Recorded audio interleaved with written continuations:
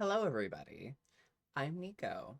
Normally, I would like to do these without my glasses, like I have been doing, but my head really does not feel good today. I've been having headache creep on, and I have had my glasses off for the last little bit doing makeup, and it just got worse. So, please bear with. I will work on making this better, but for now, this is what we got. Welcome to my channel. If you love your true crime a little messy and proudly queer, you're in the right place. And while you're here, be a dear. Hit that like and subscribe button and share it with someone who also lives for the drama. This is LGBT. Let's get back to talking. I'm Nico. Around here, we tell stories about queer lives, the ones that ended in headlines, or never made it that far. Some were victims, some were villains, most were complicated. So, pour a drink, take a breath. Let's get back to talking.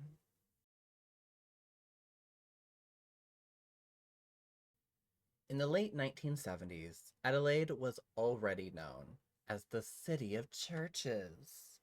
Quiet, conservative, polite to the point of repression, which is exactly why Bevan Spencer von Einem thrived there. He didn't look like a killer. He didn't act like one either. At least, not in public. Born in 1946, von Einem cultivated an image of intelligence and refinement. He presented himself as philosophical, cultured, and thoughtful, someone worth listening to. And more importantly, someone worth following. Bevan didn't stalk strangers in alleyways. He recruited teenage boys, runaways, young men from unstable homes, kids desperate for belonging and approval. He offered attention, validation, and structure, and slowly rewrote their moral compasses.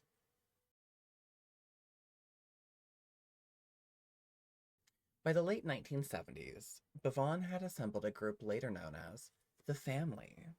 This wasn't a cult with chants or uniforms. It was quieter, smarter, more dangerous. The Family was built on hierarchy, secrecy, and obedience. Bevan positioned himself as mentor, philosopher, and authority, the person who decided what was right, what was wrong, and who mattered. Members were encouraged to reject conventional morality, to see violence as enlightenment, to treat human beings as expendable. Sexuality existed in this space, but not as identity. It was a tool, a mechanism for power, humiliation, and control. This was not queerness gone wrong. This was sadism dressed up as intellect.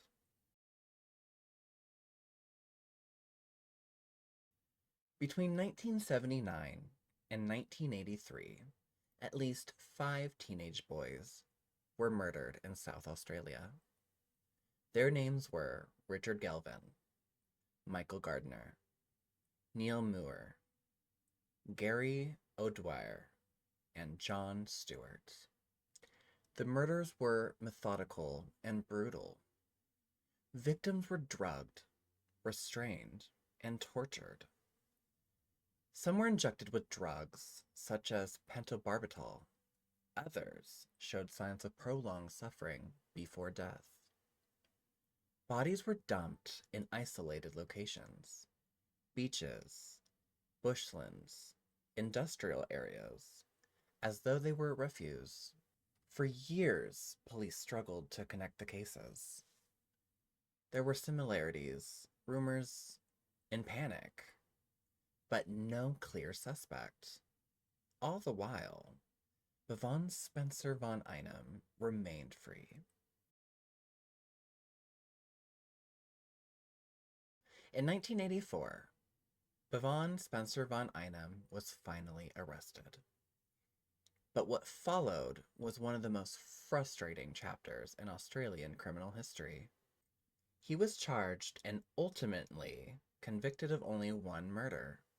That was Richard Galvin. Despite overwhelming circumstantial evidence and witness testimony linking him to the others, Bevan said nothing. No confession. No cooperation. No remorse.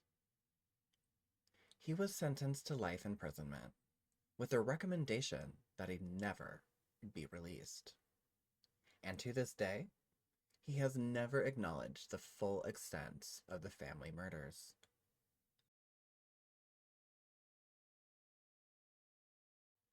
The media response was immediate and damaging. Coverage leaned heavily into sensationalism, homosexuality, cults, defiance. And in doing so, it obscured the truth. Queerness did not cause these murders. Marginalization did not create Bevan Spencer von Einem.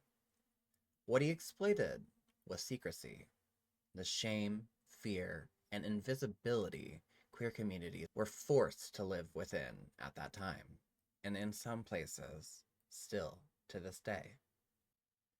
The result was twofold. The monster was able to hide in plain sight, and an entire community was unfairly demonized. Bevan Spencer von Einem remains imprisoned in South Australia. He is now elderly, frail, but he still remains silent. Investigators believe there may be additional victims, cases linked by method, location, and timeline, but without his cooperation, many families may never receive answers. The family murders remain unresolved, not because we lacked a suspect, but because the man responsible refuses to speak. What makes this case so disturbing isn't just the violence. It's the calculation, the patience, the way cruelty was framed as philosophy. This wasn't chaos, it was design. And the most dangerous monsters aren't the loud ones. They're the ones who convince you they know better. You've been listening to LGBT. Let's get back to talking.